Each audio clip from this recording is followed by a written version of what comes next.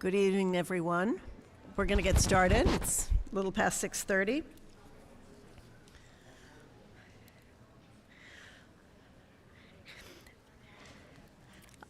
I have a few things to say, so people will be able to still drift in for the next few minutes without missing anything. It's my pleasure to welcome our speakers tonight, Professors Theodora Varduli and Daniel Cardoso, to the Daniels faculty. First, though, we read a land acknowledgement here at the U of T. Like many, I worry about the performativity of land acknowledgements, but in preparing this one, I read the comment of Canadian First Nations writer Bobby Lee Maracle, who describes the land acknowledgement as, quote, learning through oratory, which I think is a wonderful way to think about it. Every land acknowledgement is an opportunity to learn more about the history of the place where we live and the people with whom we live. History and narrative are our guides here. Only through understanding what happened in the past can we reconcile in the present and chart out a different way of proceeding in future. For today, I read more about the Toronto Purchase, astonishingly in play from 1787 all the way through to 2010. So without further ado, let me read the acknowledgement. We wish to acknowledge, quote, this sacred land on which the University of Toronto operates. It has been a site of human activity for 15,000 years, the territory of the Huron-Wendat and Petun First Nations, the Seneca, and most recently the Mississaugas of the Credit River. The territory was the subject of the Dish with One Spoon Wampum Belt Covenant, an agreement between the Iroquois Confederacy and Confederacy of the Ojibwe and allied nations to peaceably share and care for the resources around the Great Lakes. Today, the meeting place of Toronto is still the home to many Indigenous people from across Turtle Island, and we are grateful to have the opportunity to work in this community on this territory. End quote.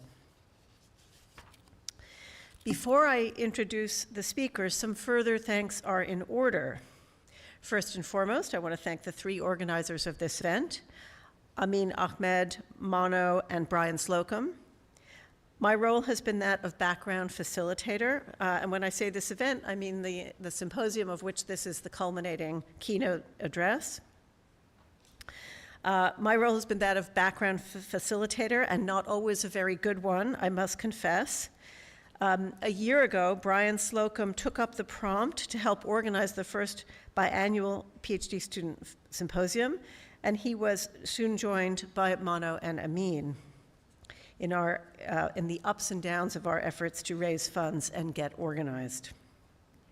As the event came together, Brian, Mono, and Amin provided different skill sets that seem to have been remarkably complementary from my perspective, each of them acting on multiple fronts to bring this event off. I also want to thank Ertugar Peck, who has been serving as the doctoral program research assistant, for helping out as well with various details around the symposium. And I want to thank my colleagues Alec Bierig and Maria Jablonina for their consultation and support. And finally, a very warm thank you to James Bird for crucial fundraising for this event. Thanks to James, we can also now offer our thanks to Julie DiLorenzo and William Wyatt for supporting us with generous gifts that facilitated symposium planning and execution. My primary goal in asking the students to organize this event was simple: to mobilize their insights about the future of the field, which often, in my experience, surpass the insights of their busy supervisors or professors. This is one of the things that doctoral education quickly teaches someone closely involved in its management. More practically, three other objectives stood out. New PhD candidates, meaning third and fourth year students who have completed their coursework and exams, can develop a symposium as a vehicle for exploring and expanding their own ideas. First and second year students, then, preparing to play a similar role 2 years hence, help. And finally, more advanced students gain a platform to present publicly or to moderate panels as they prepare to go on the job market. But besides that, the students organize this event, not me, with only occasional consultation when necessary from Maria, Alec, or myself as needed. So let me turn now to tonight's speakers. Knowing that Brian, Mano, and Amin have provided you all with more formal bios in the symposium announcement, I'm going to try to introduce Theodora Varduli and Daniel Cardoso conjointly, while still celebrating their individual achievements, which are many and significant. Theodora and Daniel co-edited a book, Designing the Computational Image, Imagining Computational Design, in 2023. The transitive bicameral title of this book suggests an appropriate imbrication of computation and design, one reflected in their paradigm-shifting research efforts that Varduli has elsewhere described with another collaborator, Olga Tulumi, as an investigation of the, quote, materialities of communication, end quote, and not the, quote, hegemonies of meaning, which I also think is a wonderful pair of phrases. Cardoso and Varduli have also co-founded Lattice Space, a self-described platform for critical and creative research at the nexus of design and computation, where you can find material from designing the computational image before you purchase the hefty print publication. In terms of today's theme, Undisciplined, both Varduli and Cardoso have been leaders, collaboratively and individually, in fundamentally undisciplined research, in the best sense of the word. Daniel from his chair in computational design at Carnegie Mellon University, and Theodora from our neighboring McGill University in Montreal. Both direct labs exploring the role of digital technologies in design, the Computational Design Exploratory, or Codex, for Varduli, and Code Lab for Cardoso, borrowing the laboratory format from the sciences, but occupying its spaces with fundamentally design-related and historical, but dynamically historical concerns. I would like to congratulate myself, yet again, for having recognized the importance of this work many years ago when I sought unsuccessfully to attract Daniel to the University of Michigan. Notwithstanding my own technical illiteracy and absolute Unfähigkeit, sometimes only a German word will do it, with respect to computational design, it was evident to me at the time that his book, Builders of the Vision, Software and the Imagination of Design, 2015, carved out a field that was distinct from, yet crossed productively with my own, broadly construed as the history of architecture in modernity. The ground that has been covered since 2015 can be gauged in part by turning to Theodora's recent book, Graph Vision, Digital Architecture Skeletons, 2024, where focus has shifted from software in a large sense to one of its articulated components, a modality of design, the graph. Their jointly published book and their many other collaborations give us an indication of what we may learn from them tonight. I want to end with a quote from the book Computer Architectures, Constructing the Common Ground, where Varduli and her co-editor note eloquently, quote, "We call for a historiographic modality that speaks many languages, is multilingual, can only exist as a multitude of voices, is polyphonic, shifts scales of examination, is scalar, and changes form, is protean. This call strikes me as especially appropriate in the current context as we elicit their assistance in carving out multilingual, polyphonic, scalar, and protean work that refuses to be disciplined by the academy as we currently know it." Welcome, Daniel and Theodora.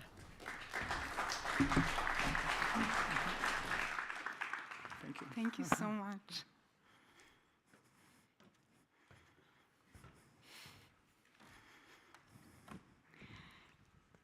Hi, everyone. Good evening. Well, Claire, thank you so much. The generosity and eloquence of this introduction is one that only you could have offered, so we're very, very privileged.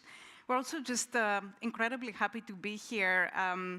And thank you so much to Brian, Mono, and Amin for bringing us all together over the past, what was it, a little bit more than 24 hours. And to all the speakers who participated in the PhD Symposium for these just incredibly stimulating conversations that we're still reflecting on, and I think will stay with us for a while, which have really dramatized for us the very challenging but also necessary, creative, fertile work of talking with and across knowledge domains. Yeah, thank you. Thank you so much. Today, we will try to take the prompt of the symposium, Undisciplined, to talk about computational design as a sort of interdiscipline that emerged, and we're going to use a word that circulated in the symposium today, that's emerged awkwardly at first in the interstices of different disciplines like mathematics, engineering, architecture, and the arts.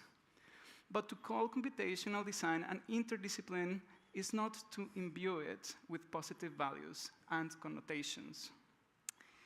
After all, as several scholars, including Pamela Lee, have cautioned us, we should refrain from, quoting Lee, our collective rush to embrace all things interdisciplinary, end quote.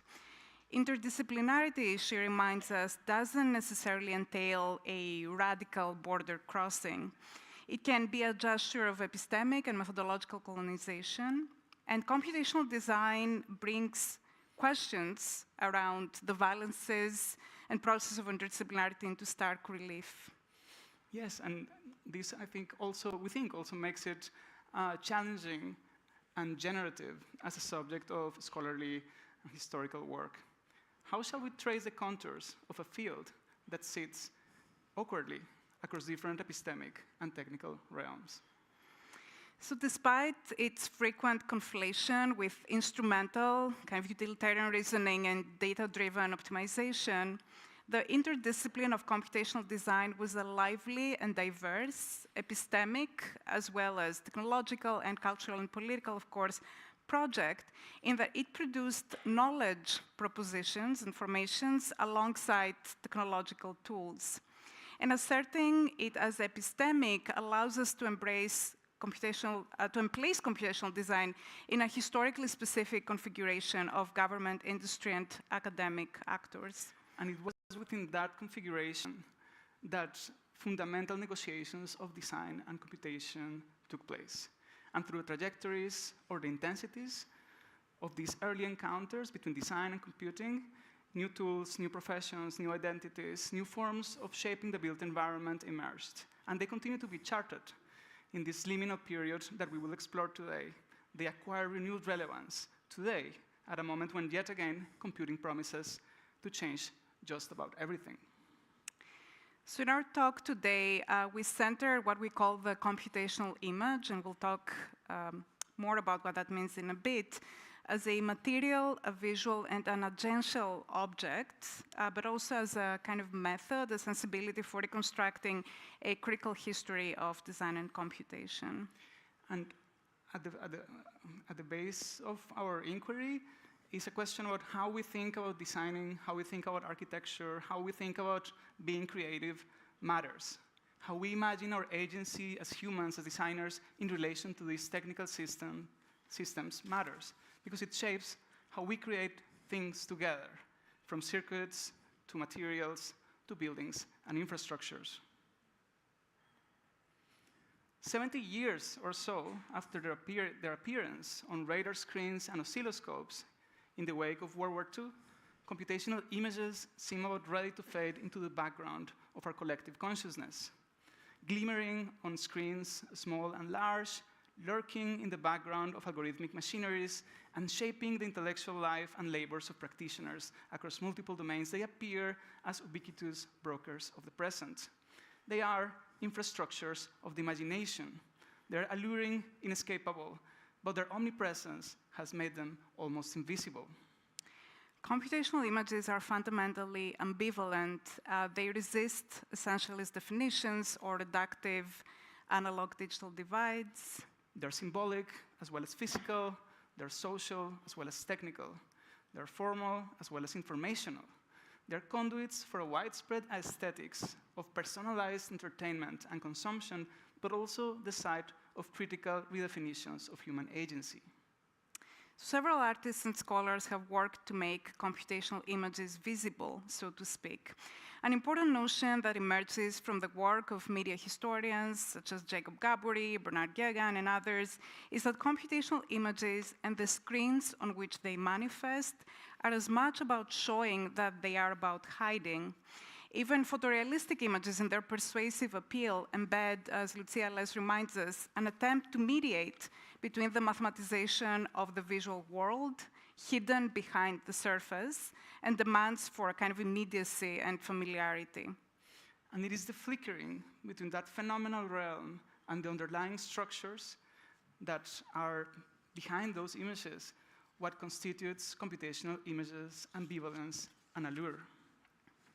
Because in contrast with images produced using analog methods, images produced computationally result from translations across numerical definitions inscribed in a storage medium, software, and a display system, hardware. So regardless of whether these definitions are on punched cards, on solid-state hard drives, or distant servers, or whether the images are rendered on cathode ray tubes or liquid crystal display screens, this separation between an image and its numerical, non-pictorial structure remains computational images' fundamental characteristic.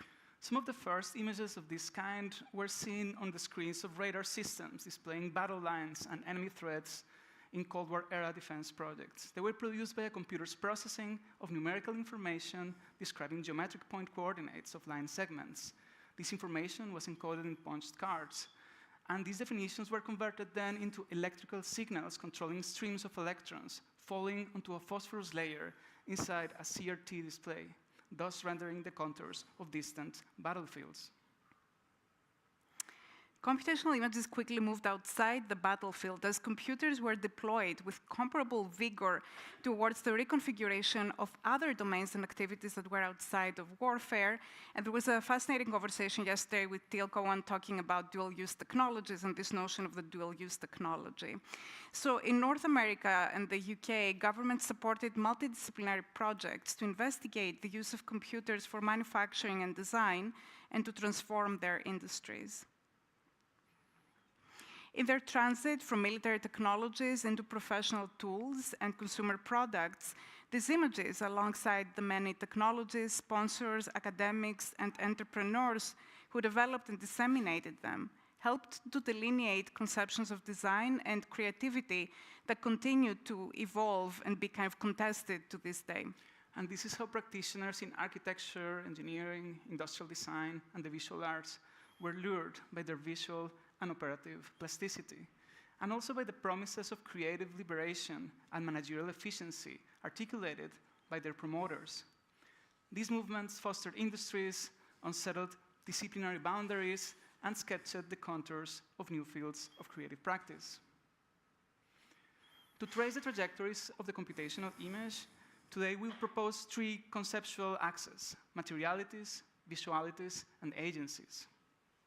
So these axes structure our book that Claire mentioned, Designing the Computational Image, Imagining Computational Design, which was a sort of expanded catalog of an exhibition and symposium that Daniel initiated at the Miller Institute of Contemporary Art in Pittsburgh, which was exploring at the time visually, so it was a visual project, some of the materials from Builders of the Vision, which was his first book. And together, we work to expand this project and rethink this project with new archival and contemporary materials, including a significant body of historical documents from Canadian archives that Theodora researched, and which presented in a new exhibition at the Centre de Design at the UQAM in Montreal in 2023. 2021? 2021. Yeah. Time flies. So one thing that we think is important and maybe connects to the sort of undisciplined idea about the project was that it lacks, maybe lack is a negative term, it resists maybe a disciplinary center. It is also an intergenerational project. It is a project that brings together different kinds of media and ways of kind of interrogating the computational image. So we like to think of it as this sort of lattice, and maybe that's a bit of a mathematical, but anyway. It's a lattice of archival materials, of contemporary artworks, of technological reconstructions, of interviews, of essays, that the book, our book project, documents without fully stabilizing the field that it's trying to sort of investigate. So our talk today is the closest we can get to walking you through this sort of like undisciplined project. So it is a bit of a journey. It's a visual and kind of discursive journey through the material that we've put together. The first lens that we're using is the lens of materiality. Computational images have material origins and effects, a new understanding of materials and geometry as computable entities, foreshadowed applications of computer graphics in design. Some of the earliest examples of 3D computer graphics were produced by displaying the output of geometric calculations on oscilloscopes. Numerical control researchers call these drawings perspective scope plots. This image, produced using the legendary Whirlwind computer at the MIT Servomechanisms Laboratory in the 1950s, shows 3D toolpaths for a milling machine during fabrication. So the curved shapes that you see on the screen demonstrated the capacity of an early language for numerical control, APT, to describe airplane parts, a reminder of the Air Force sponsorship behind much of the early computer research into design and manufacturing in the US. If, as Gideon once observed, codification precedes mechanization, parameterization precedes automation. So precisely describing existing cutting methods, materials, and tools was key to defining the first numerically controlled milling machines. These descriptions allow researchers to automate aspects of the process of calculating the machine's path. And Daniel, as you've written extensively about, so the careful parameterization of a milling bit and of basic geometric shapes offers a glimpse of early computational abstractions that were used to automate the work of machine shop operators. So there's a material embedding of the abstraction, like right off the bat. Yes, these researchers interpreted the geometric plasticity of computational representations to advance a broader conceptual claim that linked these representations and the objects that they described. It's a new link. It's something that appears at this moment. They also noticed that the hurdles of numerical manufacturing, the sheer difficulty of producing the instructions for a machine, required a new kind of approach to computing. They started collaborations with a group of mechanical engineering faculty into a domain they called, in 1959, computer-aided design. It's an example of an undisciplined formation. Elsewhere, research into computer-aided design and manufacturing reflected less, maybe militaristic emphasis. Inspired by his frequent visits to United States universities, Maurice Wilkes, the director of the Cambridge University Mathematical Laboratory, started a computer-aided design research group in 1965. And this group had several important contributions, including a model-making machine for rapid prototyping that they used to fabricate the shoe lasts illustrated on the slide. Its doubly curved surfaces forced the group to confront problems of geometric representation, manufacturing, and in the words of a member of the group, Robin Forrest, quote unquote, caused a lot of pain to a lot of people. It also captured beautifully the newly found association between image and artifact, this new materiality enabled by computational design and manufacturing methods. In the meantime, Sperry Canada developed the pioneering UMAC-5, which could be adapted to different control processes through programming. That was a first. Despite excitement around its development, UMAC-5 encountered many obstacles, often due to its programmers' unfamiliarity with heavy tools and manufacturing procedures. As a historian of technology, John Vardalos documents, this unfamiliarity led to near-catastrophic mishaps, such as a 6-ton table going through a brick wall because the programmer didn't think to include a limit switch. The materialities of computing soon started to creep into the frame of architecture.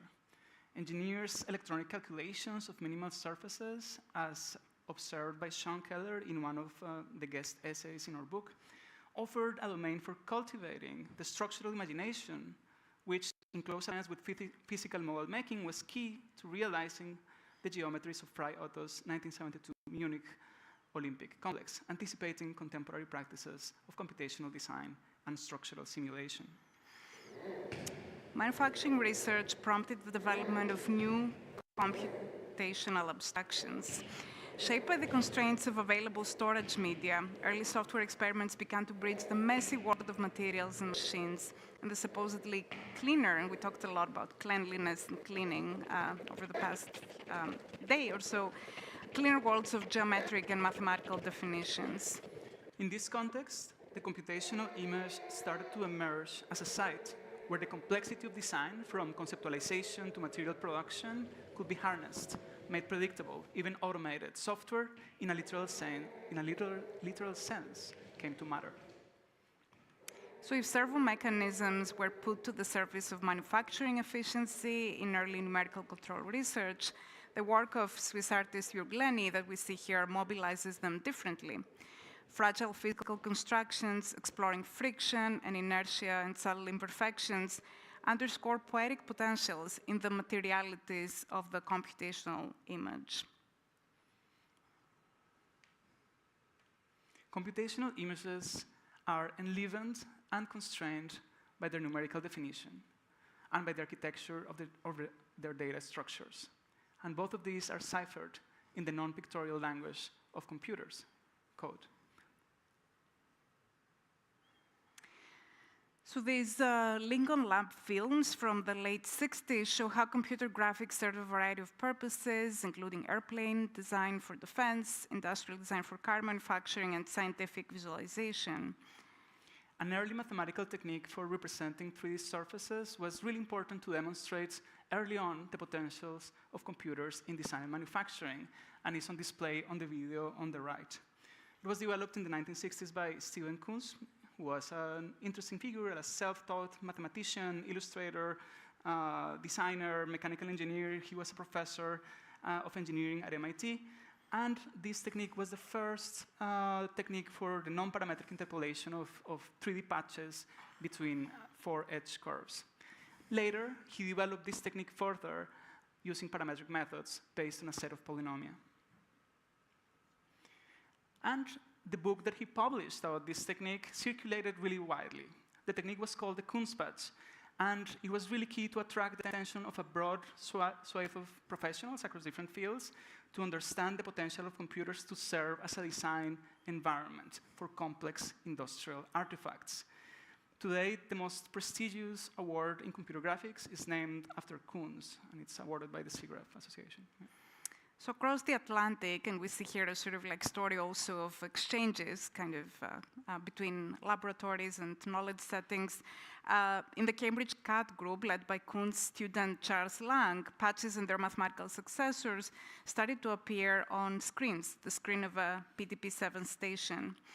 So the Cambridge group developed multi-patch joining, which was like a new software technique that could produce smooth curved surfaces by aggregating parametrically defined surface sections.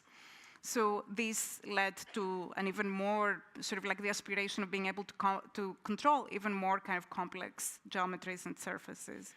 And something key here is that beyond numerical calculation, computers started to appear as the sites for a new type of design practice, a new kind of design plasticity.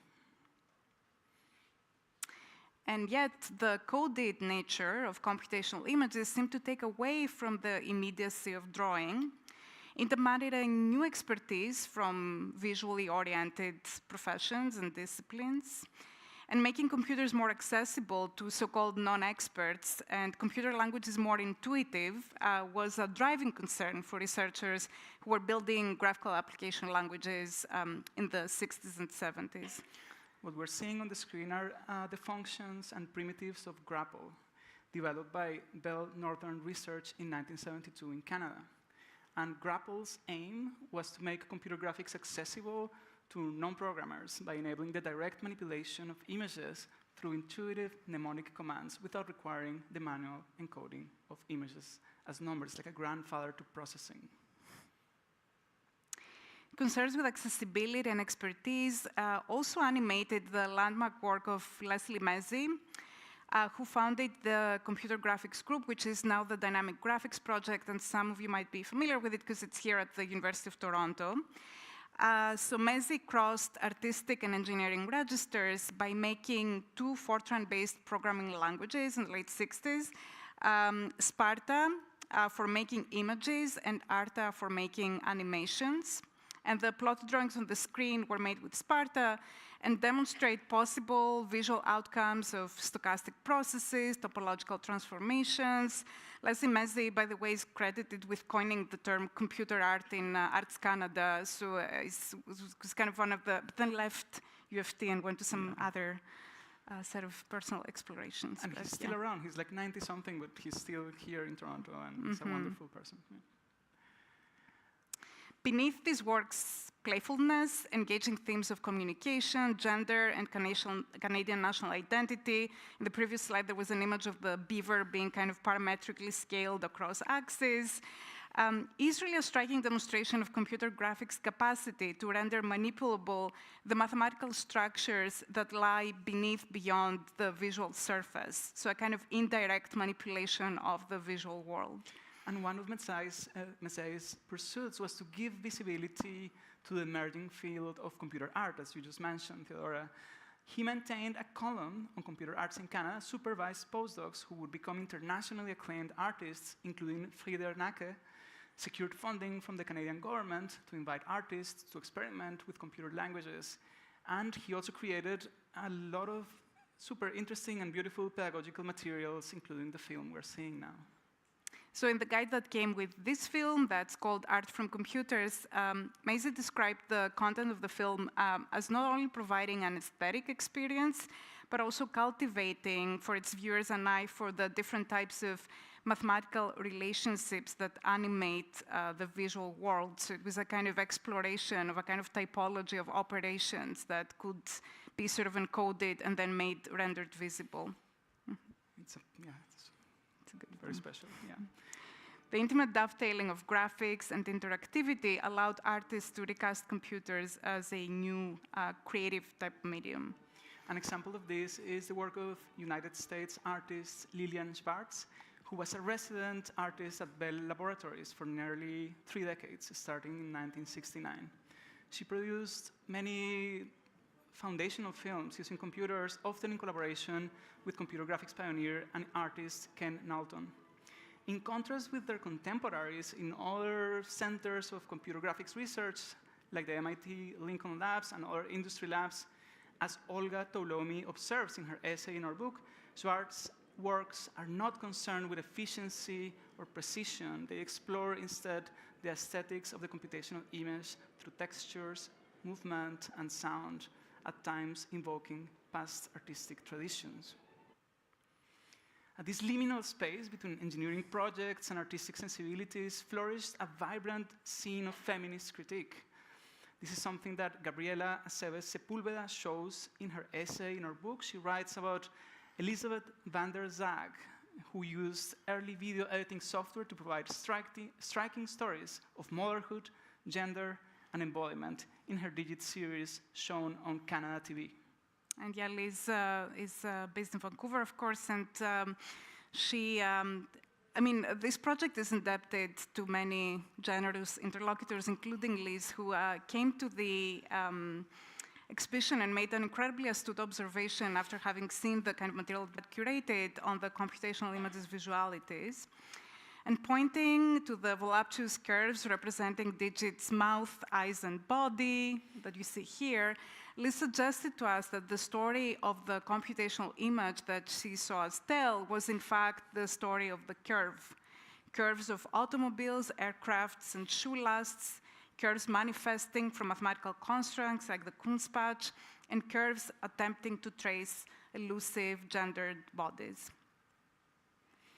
If such curves traced a new space of formal and aesthetic possibilities, architects found in the informational plasticity of the computational representation other forms of visuality, but also imaginings of design.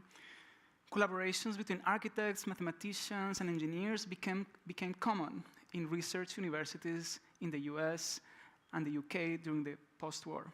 This image, a procedural diagram of Mies van der Rohe's Seagram building in New York, is an example of such collaborations. It is based on a mathematical model produced by Robin Forrest for one of the chapters of a volume edited by 2 mathematically inclined architects at the University of Cambridge, Lionel March and Philip Stedman. If architectural form could be represented mathematically, they imagined it could be analyzed and manipulated in logical and rigorous ways using the computer. And this is a subject that I encourage everyone to explore further in Theodora's very recent book, Graph Visions. Thank you.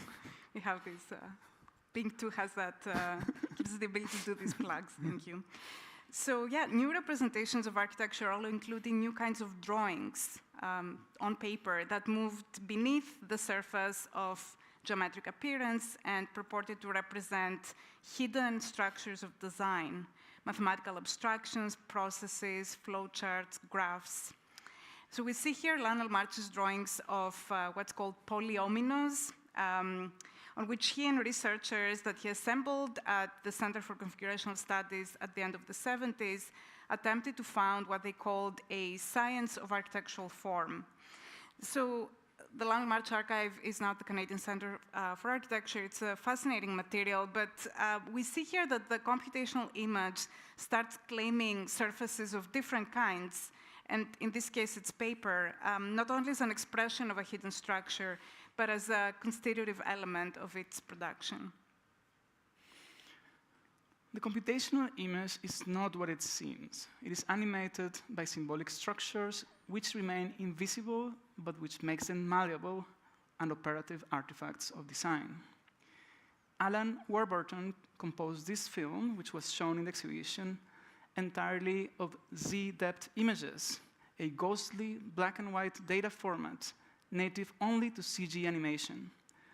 Z-depth images, similarly to radar or MRI scans, interpret objects within a scene according to distance. Those closest to the camera are darker. Z-depth images are thus usually an unseen intermediary step in the calculation of realistic CG imagery. So as Jacob Gaboury notes in his essay that is on Z, in our book, by exposing an image that is not meant to be seen, it's not made for seeing, Warburton, quote, produces a kind of selective vision, forcing a reflection on how computer graphics both embeds and occludes the very objects that materially structure it and enable it. So in the knowledge spaces of Cold War era computer research, computational images emerged as a technical possibility for design, but also as a domain for reimagining, redefining what design means, what it can be. So alongside the development of these technologies, of these numerically controlled machines, interactive computers and displays, and mathematical formalisms, researchers were at the same time crafting alternative visions of the design process, thematizing the computer's agency and fostering debates about the human's role in design. Flexible, responsive, and reflective of underlying numerical structures, computational images were variously figured as the interface between the two. So this is the TX2 computer, which occupied a large room in the basement of the MIT Lincoln Labs. It's colossal to our modern eyes, colossal, gigantic. Students are always shocked. It was one of the world's first interactive computers, an offspring of the Whirlwind computer and the SAGE radar defense systems. In the words of Tim Johnson, who was part of this group, he was a former student of Kuhn's. He developed what I think we can call the first 3D kind of software interface. He described this computer as, quote unquote, the glue that brought everything together physically. He was referring to some key technical precursors of computer graphics, for example, magnetic memory, the speed of the computer, which was much higher than previous computers, a light pen that people could use to interact directly with the machine rather than waiting for 6 hours for a response, and a CRT display where the computer would instantly produce images. But he was also referring to the computer as a sort of social glue. The TX2 allowed Ivan Sutherland to develop Sketchpad as a doctoral student under Claude Shannon's supervision and with Marvin Minsky and Steve Koons as committee members. Larry Roberts to investigate matrix manipulations leading to perspectival representations, and Tim Johnson to prototype the 3D computer-aided design application I mentioned. imagined as a communication system, that's what they called it, between humans and machines, Sketchpad prototyped the visual and interactive vocabulary of the computational image, spearheading many of the features of modern computer-aided design and computer-aided graphic systems. Drawing with a light pen on a 9-inch wide CRT monitor, and using features such as constraint-based drawing, rubber banding, and drawing instantiation. You see some of those in the reconstruction here. Users of Sketchpad were presented with a new repertoire of operations, which in turn fostered new understandings and social organizations of design.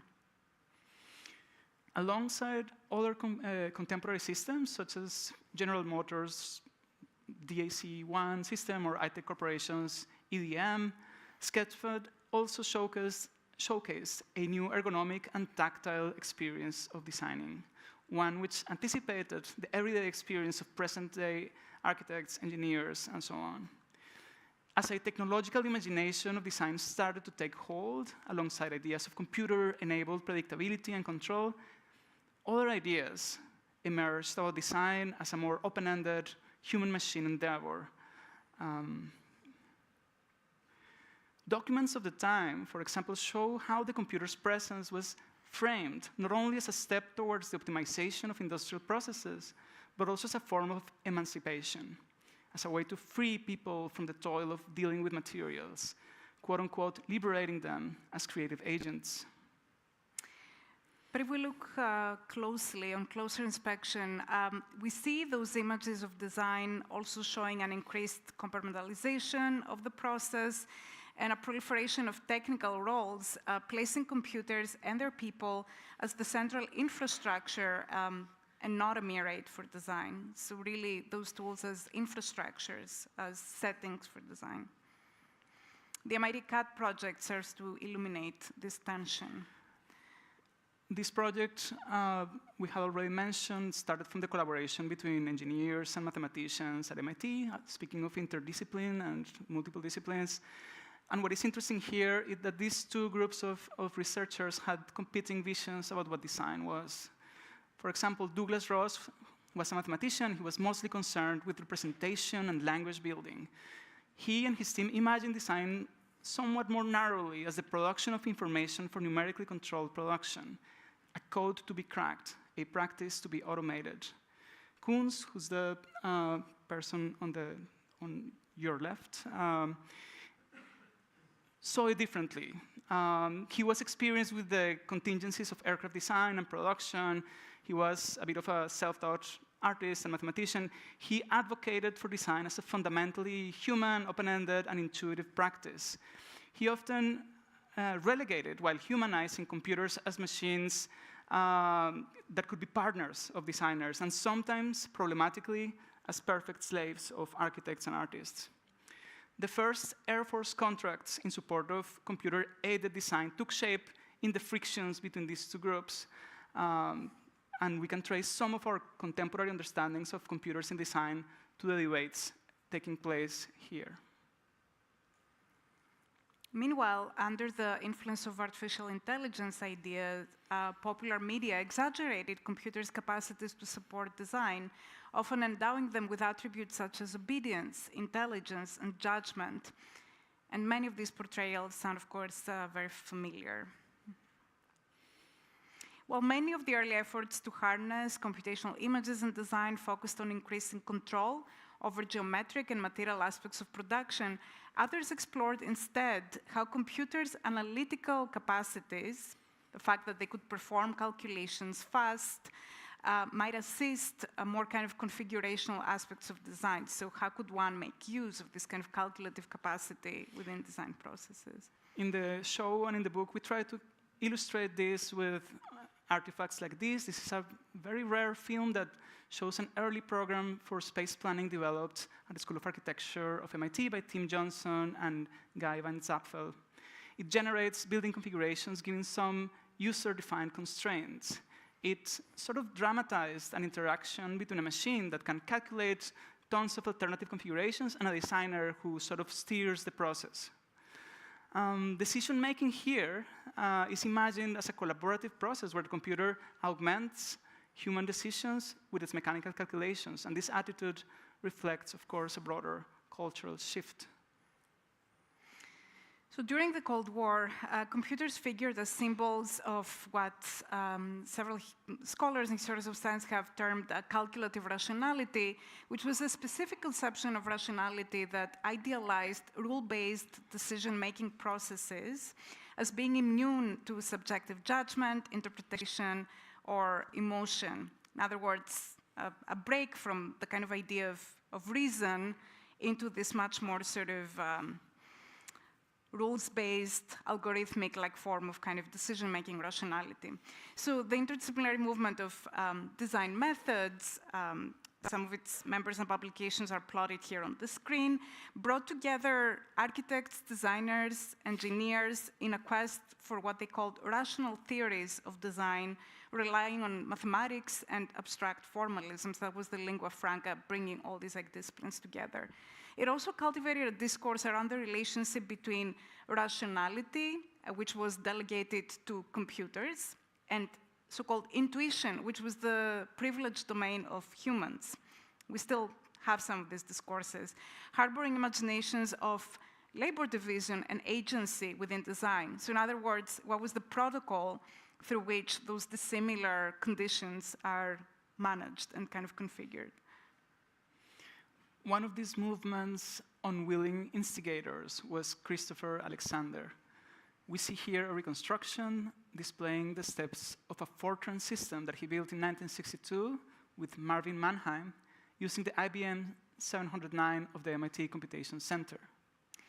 So the hierarchical decomposition system 2, or HYDEX 2, as the program was called, took a complex network of design requirements. You can imagine them as a kind of the components of a brief that had specific interactions with each other, relationships, and use those relationships to order the requirements into a hierarchical tree. Those familiar with Alexander's work will recognize the figure of the tree as a kind of central contentious object kind of in his work, and something that he sort of moved away from towards other sort of mathematical ideas. So the tree indicated the order and groups by which this requirement should be addressed. The designer solved the tree by sketching out schematic partial designs that Alexander called diagrams for each group of requirements, and using the tree as a guide for how to put them back together to produce the full design. Interestingly, this system was not really interactive. Its algorithms processed data in the form of punched cards, and the output was a set of printed statements about the grouping of those requirements. The visual staple of the program and of Alexander's theories, the hierarchical tree, was produced manually by interpreting this written output. So several researchers across North America worked on versions of HYDEX. So this was a program that started kind of moving across sort of research settings. And here's a University of Toronto example by Alan Berholtz and Edward Beerstone, who integrated the program with UFT's graphics supporting IBM systems and presented a kind of version of using HYDEX under an agenda that they called computer-augmented design. Key to such ideas of augmentation was the visual presentation of possibilities, even when this was not done on the screen, but through chain printers and plotters and other media for kind of producing visual kind of presentations. So in simulating the optimal allocation of land use in a city of 25,000, Berholtz, together with Steve Fosburg, claimed that the visual output was almost as important here as the computation. Scientists could finally see what their abstract land use efficiency calculations meant in terms of houses and roads and sewers and parks and schools. Meanwhile, other architectural and computer-aided design experimentalists took advantage of another potential in the computer, its interactive capacities, sometimes using it as a canvas on which to render visions of participatory architecture and urbanism. Extending CAD visions of computers as emancipatory tools, which we saw earlier, some researchers saw in them the potential for people, people to design their own environments, bypassing completely the authority of architects and planners. And a key site for some of these configurations and debates and rhetoric was the Architectural Machine Group, which was founded in the late 60s at MIT by another student of Steve Kuhn's, Nicolas Negroponte and Leon Greusser. Before the group formed, Negroponte had programmed in Fortran a CAD experiment that is reconstructed on this side of the screen. He called it Urban 5. He thought of it as a sort of intelligent assistant able to converse in plain English, thus helping to, quote-unquote, democratize design and planning. That it was to bypass the authority of designers and architects and let, quote-unquote, people design, quote-unquote, their own environments. Imagine a sort of ChatGPT of urbanism in 1968. By Negroponte's own admission, the system was never really functional, and it, quote-unquote, inexhaustibly printed garbage, like ChatGPT. But it nevertheless codified a view of the computer as an active, human-like design collaborator. It was like a very powerful rhetorical artifact that communicated this vision. Unlike other CAD research, the architecture machine, led by Negroponte, tried to imagine design as a conversation with playful, ethical, and personalized robots. So about a decade later, the audience of the third SIGGRAPH, and we also see the emergence of these kind of computer graphics and interactive techniques conferences that start stabilizing these sort of like disciplines and interdisciplines, was presented with screenshots of another experiment in computer-aided design, a system that was named YONA, that stood for Your Own Native Architect, but was also the first name of Yona Friedman, that was a kind of consultant for the architecture machine in their project that was called Architecture by Yourself. So these diagrams that you see at the bottom visually summarized a computer-aided design process that was based on graphs for what they call do-it-yourself designers. Sitting in front of the computer screen, the so-called unpracticed designer manipulated graph representations that had this sort of like diagrammatic form of kind of spatial order and structure of floor plans to examine alternative configurations of their own home. Negroponte and Guy van Sapfel, one of the researchers in the group, saw in graphs a way to map without distortion between graphical descriptions, structures of intentions and structures of physical space. And this is, again, the key subject of Graph Visions, Theodora's fantastic new book. What is important to remember here is that the graph played this sort of visual but also ideological role in kind of helping researchers like this to imagine themselves as separate from the intuitive and subjective elements of design representation. Very little of what the architecture machine did actually worked, and this is interesting. This is another artifact we presented in the exhibition. It's a documentary of some experiments at the architecture machine with touch-sensitive displays. It was directed by Rachel Strickland, who worked as part of the group as a sort of documentarian. What is interesting here is that Strickland focuses our attention on the architecture machine members grappling with exasperation, with growing exasperation, with a malfunctional touchscreen prototype for sketch recognition, talking to it, coaxing it, banging on it, as if, in her own words, there was a sentient creature inside the box.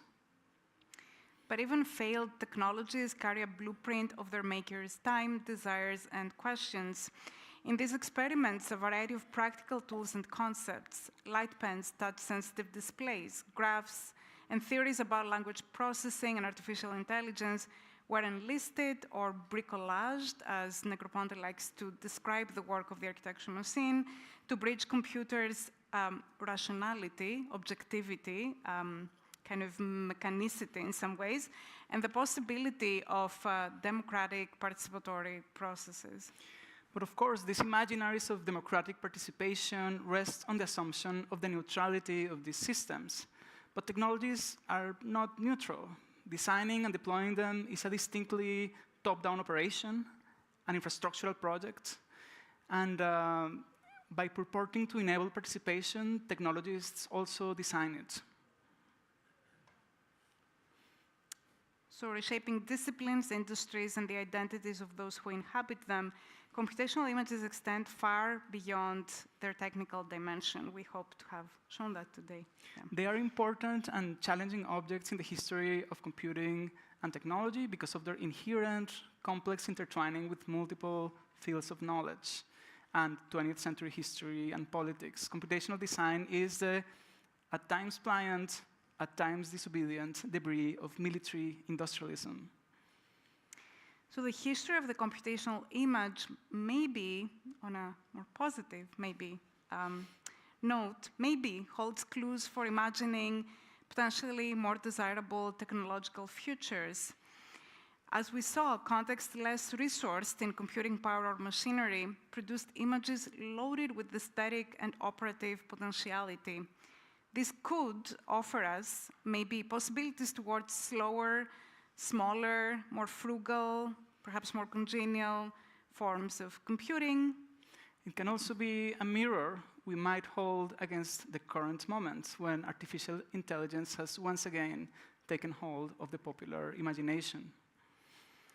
So the history of the computational image, we argue, suggests that we should be attentive to the infrastructural scale of technological projects and cautious about their motives. Especially when they present massive reconfigurations of labor and society as inherently desirable, possible, and inevitable.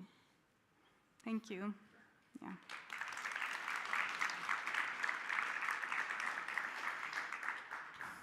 So, I think we sit down and then you also, the three organizers, join us. Is that the plan?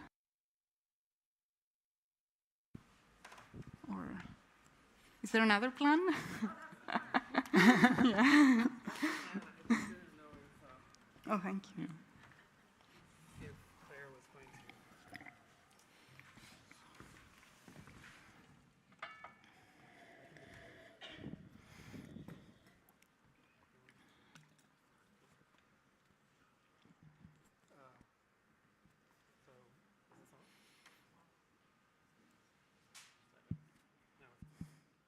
Hi, can everyone hear me?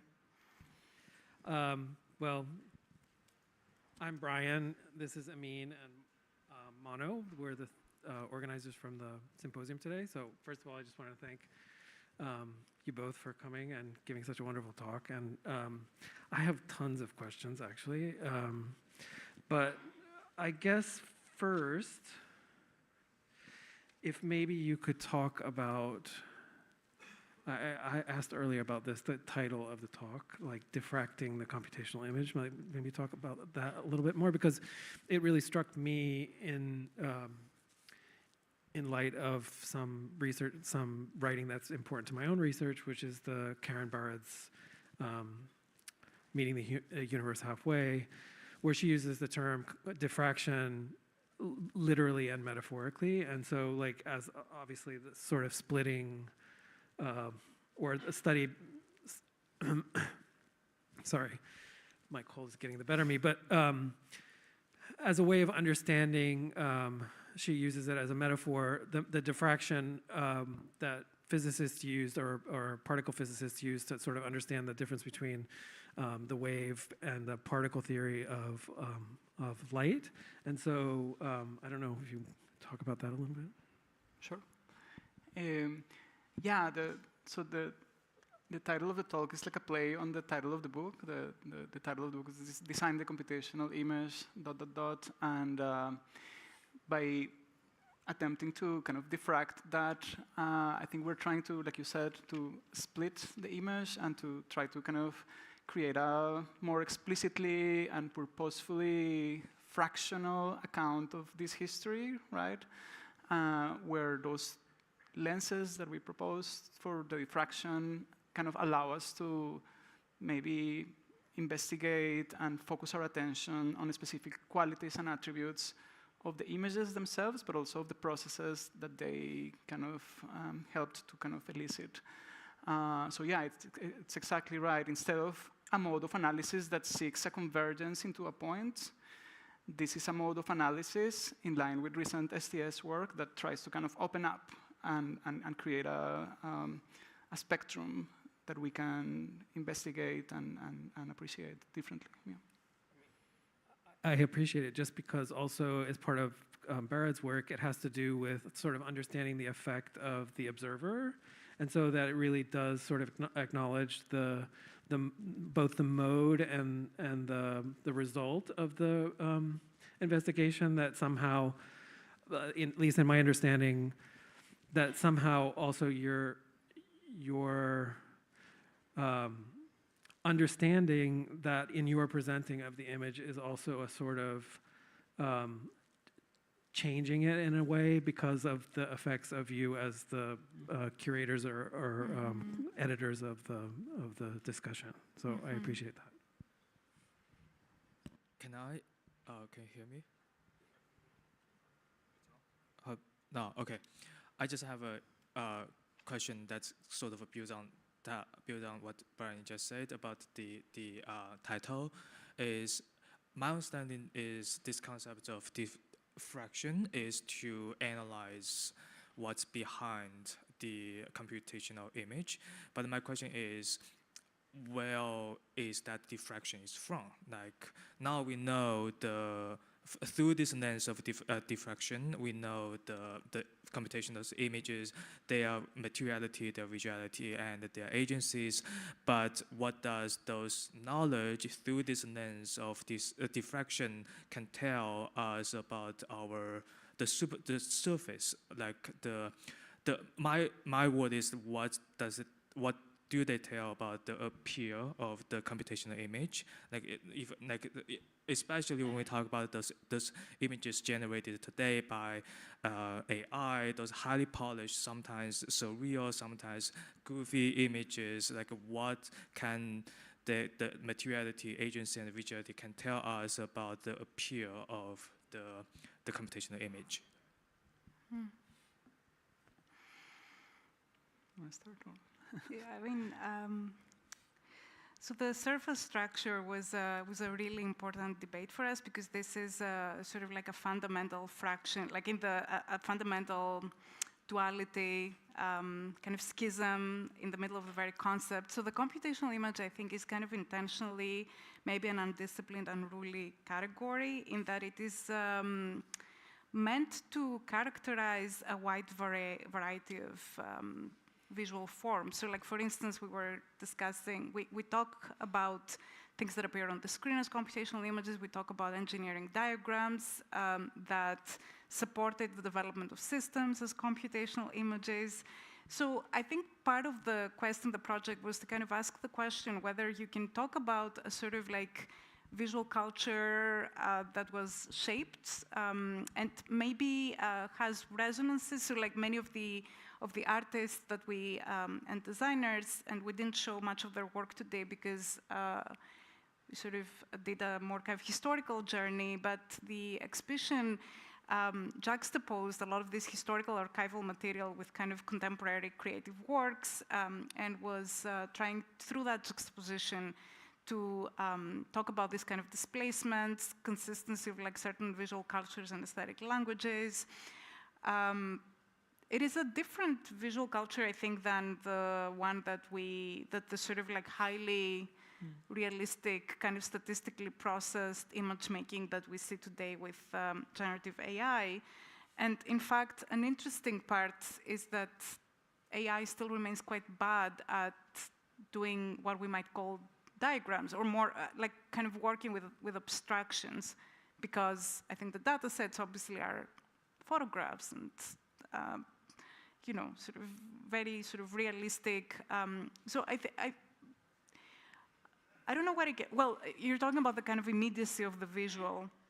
That is, I think, a core component of the project, to kind of say that that was even when their creators completely negated the visuality of the artifacts that they were making, that their visual presentation was absolutely essential in making that interdiscipline possible, because they became objects that, this kind of boundary objects that spoke to the many sort of actors that were developing and using them. Yeah, and something else that comes to mind is, I think you used the word allure, like what is the appeal of these things, and I think that's a very important question for this project, because part of the project is also recognizing a certain sort of fascination and seduction of these images and their plasticity and so on.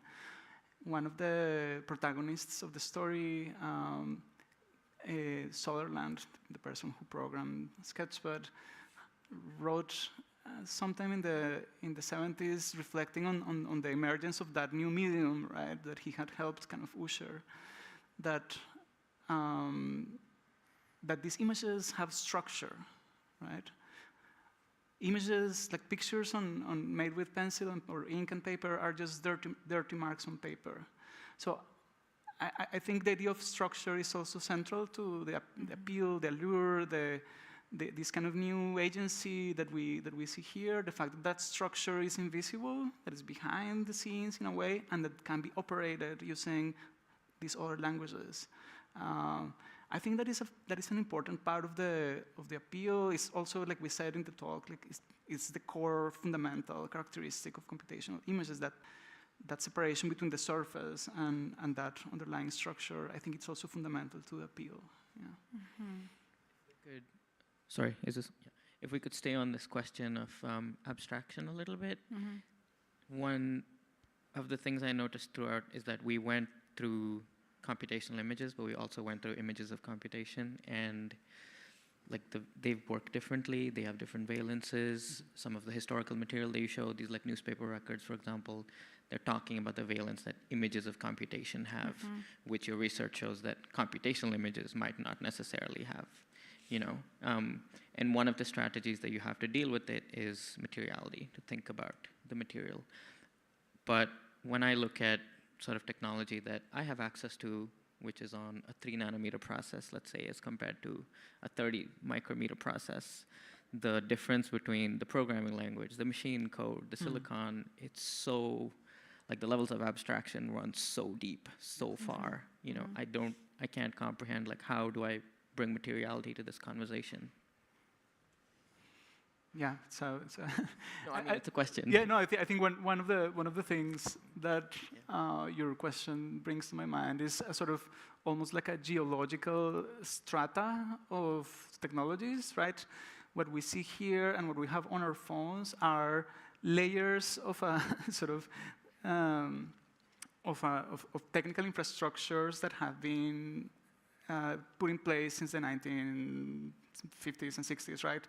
And yeah, you're very right. The level of abstraction they had to deal with was very different. They were working, basically addressing kind of memory locations in a computer. They were writing machine code. There was very little abstraction at the time. I think maybe this is also part of your question. Like increasingly, we are moving further in that process of abstracting computational, the way we communicate with computers, and we have many people interested in a paradigm of interacting with computers using linguistic or natural language and so on, that kind of puts another level of things and another level of explainability that is missing for many people and so on. So yeah, I see, I don't know if this answers your question, but I see this as a sort of geological stratification of abstraction, and I think there's a couple of different ways of thinking about what we might do in order to create more transparency for those systems, right? I don't know if it's realistic. So there's this interesting dictum that Sherry Turkle, the psychologist and writer on technology, advanced in the 1980s. He said that to be a citizen in a culture of computing and simulation means to know the rules of the systems that we're operating, right? I'm paraphrasing, I'm probably missing 1 or 2 words.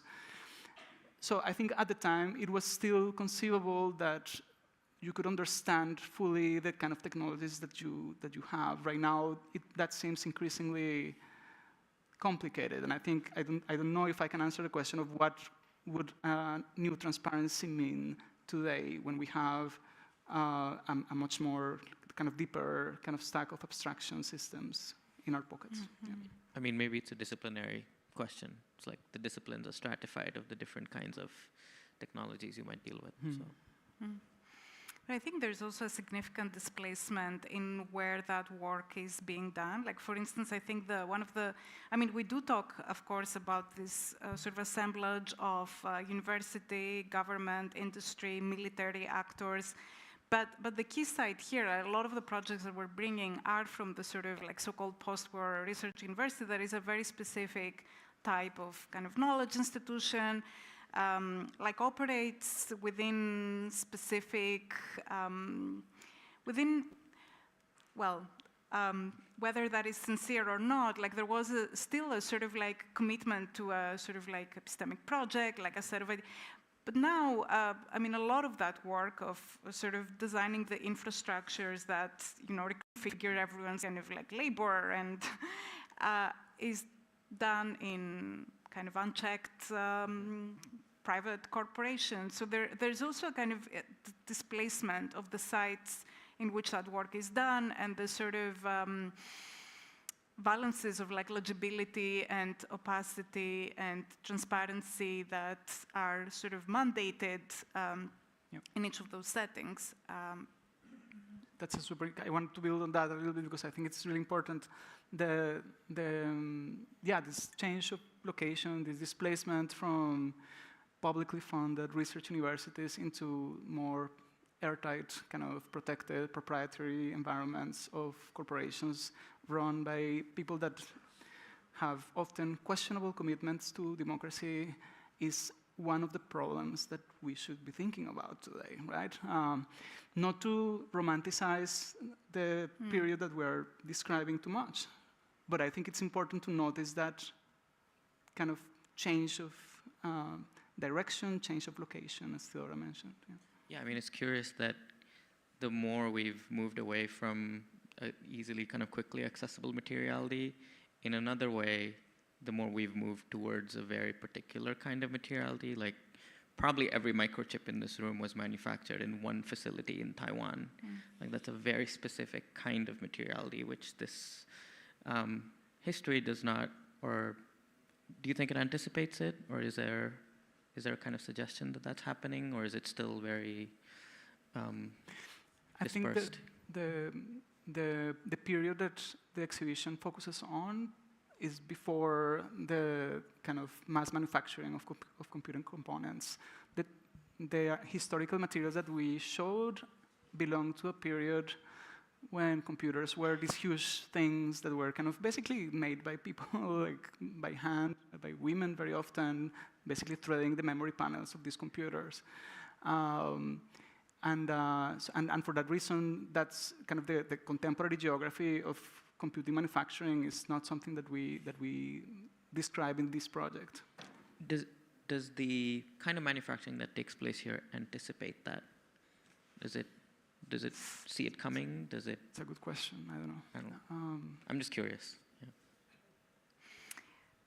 I mean, the exhibition is still at a moment where computers are seen as research instruments rather than consumer, you know, that they participate, right. They proliferate in kind of multiple sites. But of course, we can see sort of tendencies towards the personal, the sort of like putting a computer in every person's, like there is a sort of like vision towards computing being embedded in environments, in you know, kind of work sites, in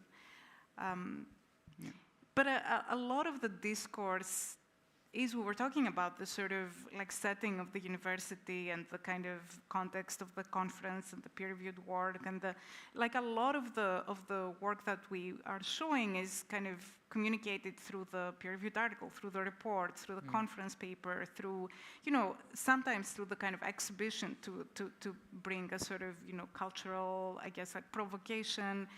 And then we have sort of the ephemera of the press and kind of journalism that we see tropes, you know, this sort of sensationalization, you know, like the tropes that continue, of the machine that will replace.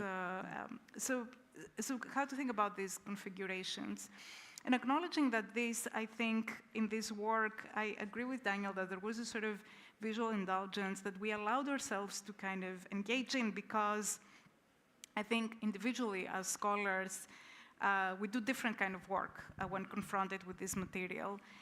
But this was sort of a conversation building. Like, I think in the exhibition, there's a sort of like level of similitude and a logic of similitude, like putting things together because they speak similar kind of visual languages, and then a more kind of archival historical project that's trying to see how that visual similitude like then intersects or becomes a heuristic for bringing together different kinds of sites. I mean, it's also a project that's like contained in its geography in some way, and it's a contained archival project. There can be other histories of the computational image, and Daniel's been doing a lot of, has already done a lot of, I think, great work in talking about these like other computations, and yeah. And to that point of the, does this anticipate what we are seeing today? I think in some ways, yes, because this was clearly a project of technocultural and economic renewal, right? The funding of these multidisciplinary or interdisciplinary groups within research universities responded to a very specific set of political and economic doctrines that we can talk about, that have to do with not only ensuring the military prowess of the United States and other industrialized economies, but especially the United States, but also to reinvent the industry of the country and reorganize it around computers. And that project was very clearly articulated in political documents, doctrines, and so on. What we see here are kind of the epiphenomena of that, right? We see what happened in the labs, we see what happened in the press, we see how designers and artists conceptualize that. But I think it's really interesting to realize that it was fundamentally a project of technocultural renewal, and it's heavily based on what at the time was the most prominent economy in the world, the United States, arguably still is, and so on. And this does anticipate what we're seeing today, because what we are seeing today is another attempt at technocultural renewal through a slightly different set of technical kind of tools and paradigms based on, text. But that's a different story. I just want to share a very quick sort of anecdote as part of the research, because I think it's actually quite interesting and reflects the, it's like such an incredible kind of mirror or So when we were talking to Leslie Mezzi about this University of Toronto group, which actually like is recognized as one of the sort of pioneers in computer animation. They did things before, like they were possible in some kind of ways. And he was talking about how it was all because of the Vietnam War and kind of, all these US-trained MIT and, military kind of lab researchers, actually, they gave them a space in Toronto. And then there was like this group that was birthed basically through the sort of, absorption, but also, but then there's different kinds of projects. Then there's a response to the expo and a sort of, Canada Council presence that produces a different type of expression of that expertise. So anyway, thinking about US-Canada relations and recent federal initiatives that try to do similar things is interesting. Yeah. I wonder, should we open it to the floor now? I mean, I have other questions, but I don't want to take up.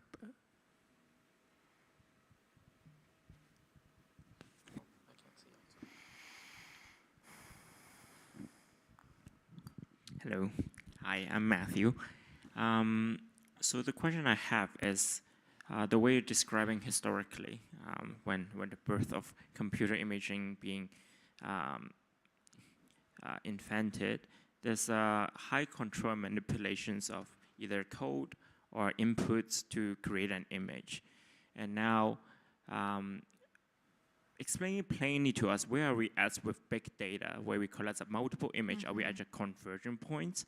Or are we actually in a divergent point where we're collecting all this data to create a single image that we are actually distilling information rather than creating new ones? That's a nice question. Well, I think in many ways, I mean, of course, there had been huge kind of information gathering endeavors that, at least in architecture, prompted a lot of the interest in kind of computation. But the processes that we're talking about, machine learning was almost, it's important to remember that the rise of AI as a field was done when, neural networks died, when they were discredited as a kind of viable computing method in the late 50s. And there's very sort of interesting scholarship that talks about the sort of controversy around what's the best way to sort of model cognition and so on. A lot of the stuff that we're talking about are structuralist in some kind of way. They're inventions, they're models of processes that do not rely on a sort of vast, they process data, but they do not come from data. They're like little models of the world that are encoded in the language of mathematics and put into the computer, which then process the inputs that you sort of give them through these structured processes. So it is a somewhat different technical paradigm, because there was a commitment to models, to representation, to creating those abstractions of processes, and that's what the algorithm was.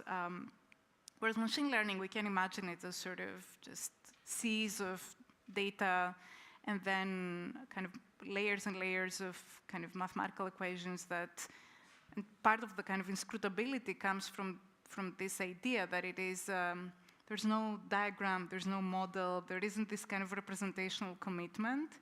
And so I think this is an important distinction to make, and I think the status of the image as a statistical entity versus as a structured entity, as the output of a sort of model, a normative kind of model, versus the statistical parsing of already existing stuff. Maybe there's conceptual and technical and other distinctions to draw there, I think. One thing that comes to mind there is we're also at an interesting moment. I think there's not really, we don't really have enough empirical data about what these technologies are doing in the workplace of designers, engineers, and so on. The little data that we have is not very promising. People are saying well, it's making life harder for a lot of people, right? And it also has created sort of a permission structure to get rid of roles and so on the management side. But it's early to say.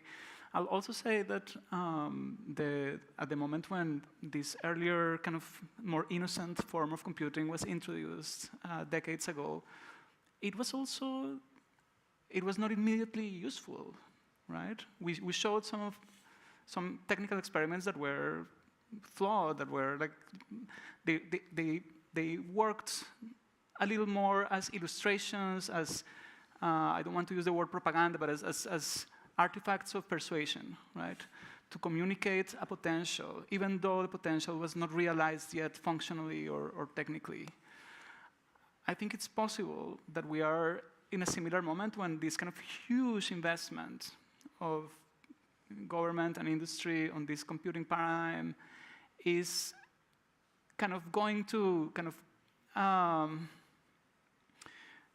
create a new set of conditions that will make these technologies a little more prevalent than what they are now. But it's early to say, yeah. Hopefully not. Hopefully not. Hopefully not. Yeah.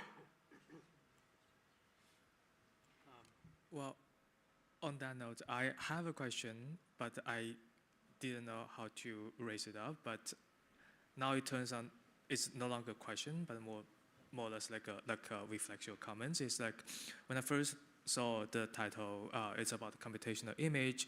I thought, aren't all image already computational? Specifically, no. Okay, my view on image are basically shaped by this article by John May, in which it may differentiates between image, drawing, and photograph. Drawing is more like a manual thing, a manual process. Photograph is a result of a photochemical process, and image is, by his definition, is always residing inside the digital space, which means it's already, by his definition, already a computational object. It seems like Theodore, you seems not agree on that. So maybe now it's no longer a reflection. Now it's like a question. Can you talk about that? No, I mean, I think John May's work, I mean, I just don't know that can use, well, I wouldn't essentially, like image can mean many different things in different contexts, and I think in John's work, it points to the difference between orthography and electronic imaging, and I think it's an absolutely incredible, super valuable contribution. But the computational image, I just want to sort of repeat that we see it as a kind of schizoid. Because those visualities were birthed from their negation, like to a certain extent, you know, like at least in architecture, an interest in computers came from a sort of participation in cultures of abstraction, a kind of desire to mathematize design, a kind of desire to displace drawing as the, or sort of like visual reasoning as the prime mode through which you would be sort of like making decisions. And it's interesting today, like on a very practical level, like when, you know, you work on any of the sort of like software tools that people kind of habitually use in studios, there's this like visually rich kind of surface that is produced through a completely aniconic medium, because for any image to be produced, it has to be rendered through kind of symbolic code, right? So I think thinking about this sort of ambivalence, thinking about the computational image as a category that has a kind of internal tension, because it really kind of dramatizes for us the relationship with the status of the visual, I guess, when it comes to a world that's saturated by data, algorithms, and kind of computational processes, especially for disciplines that continue to barter in images and to produce and consume images. Yeah. Yeah, I think that's also how I read John's work. I think what John is trying to say is not that all images are computational, but rather that he's actually making a very disciplinary argument, right? He's saying architecture and design need to confront the fact that most of the images that configure our professional lives are digital, right? But that's different from saying that all images are computational or digital. And yeah, I think it's an interesting question. Yeah.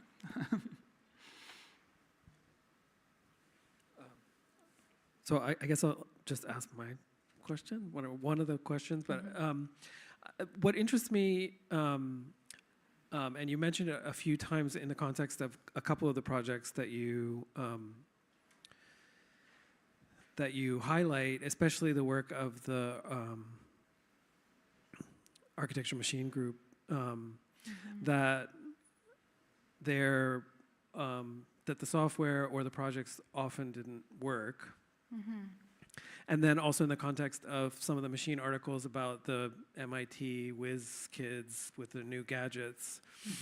And this is sort of something that I've looked at in my own research, that like the role of these constructed narratives that were made public in these sort of processes that then speak to some of these the ways that they were adopted and promulgated as something that was a useful, profitable thing that even today, I think we still live with these ideas that that there's a kind of underlying narrative. Like when I see, for example, in a thesis or in a paper about I don't know, something that uses architectural machine group as a reference, rarely do they mention that it didn't work or that the hamsters were killed. And so I just wondered about like the role of narrative. Goebbels, sorry. Yeah, sorry, yeah. gerbils, Yeah, yeah, not Goebbels. But yeah, so I don't know if you would maybe talk about how some of this stuff was like the role that it played in the construction of these narratives that then had other effects. You mean the failure of the systems themselves? Like, No, actually, the sort of like more about like a kind of like you use the word which I love, the phrase artifacts of persuasion rather than propaganda. But I do think that to a certain extent that there was a complicity between these developers and the way that it was projected to the public about the possibilities of the technology that actually may or may not have ever come to fruition, and that today conditions how it is adopted, even today, in architecture and digital fabrication, for example. And I think it applies broadly to a lot of technological projects, right? One of the images that we showed was an image of the SASH radar defense system, which played such an important role during the Cold War in creating an image of North America as a sort of inexpugnable fortress, right? It played a psychological role in making us, or this continent, feel safe from the threat of Soviet missiles and planes and so on. But it also didn't work that well. Looking at sort of declassified documents, it had like a 28% success rate in terms of identifying threats and planes and so on. So it had, like the flawed systems that we saw, that they kind of demonstrated, they persuaded and so on, but they never really quite worked that well. And I think that's interesting, and I think that plays a role also in today's discourses about artificial intelligence and its supposed sort of malleability or pliability to kind of do everything, right? But yeah, there's an ideological element to these discourses that I think one of the hopes of this project, and I think that the scholarship that those of us in this subfield try to do, is to make those processes a little more apparent and more transparent, that there's a distance between the discourse and the observable dispositions of these technologies. But I think talking about the subfield, just want because I think in the context of our discussions on disciplines and interdisciplines and disciplinarity, computational design has become something that appears in architecture schools as either a kind of subfield or as a concentration or as a discipline. And that discipline is thirsty. The students who are doing a thesis, there's a question of the precedent, there's a question of the kind of historical, like there's a sort of legitimizing move by saying that, oh, in the 60s, this kind of techno-nostalgia, they had these like incredibly bold visions, and all we have now is like Rhino or whatever, so I'm gonna revisit, that moment. And so I think it is also a symptom of this kind of quivering field that has become kind of institutionalized, and some of the figures that we're sort of like writing and thinking about were very central to making that happen, like starting groups in moving between institutions and starting groups. I mean, we were both trained in that field, but I think there was also a moment in which there was a need, or like we felt, I guess, or I felt, I don't know, I don't want to speak for both of us.